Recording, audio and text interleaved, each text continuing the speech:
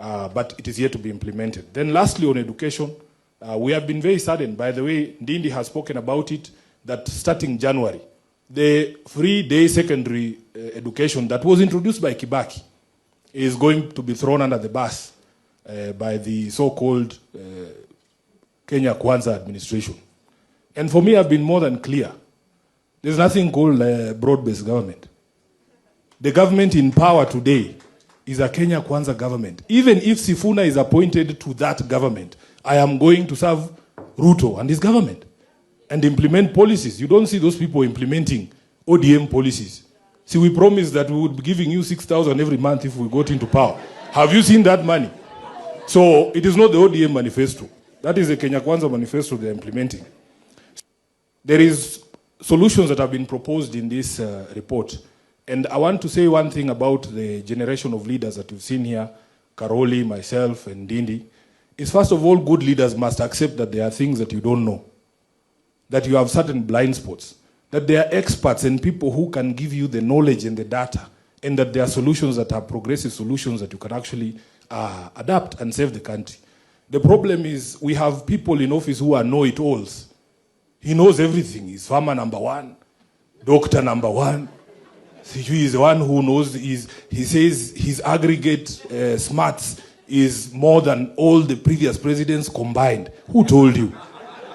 We should be seeing a difference in our country if we have the most brilliant government in power today. But that is the direct opposite. Now, for me, you know, my friends here, they will, I don't know how I can say it. We are past the stage, PS, where you can tell us that your government is going to go and sit down and review this report.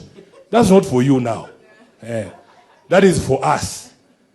That is for us. Because with less than 18 months to the next general election, if you are still reviewing these things now, then we have lost our way.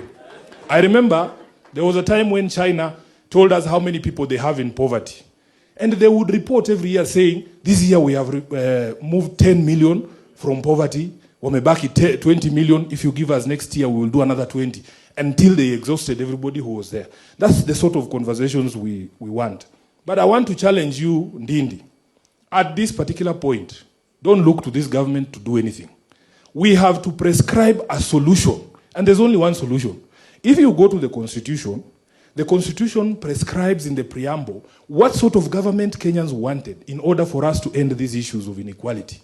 It wanted a government based on 6 essential values. And the first one is human rights. The second one is equality. The third one is freedom. The fourth one is democracy. Fifth is social justice. And the last one is rule of law. That is the criteria for a government. Not stadiums, not markets, not dual carriageways, none of those. So if your government does not fit in these 6 criteria, you have no business being in government. This is why, Sifuna, I am very confident in saying, your time is up, Bwana PS. Your time is up. We want to come together and form a government based on those 6 essential values. Everything else you do must be within the bounds of these 6 essential values.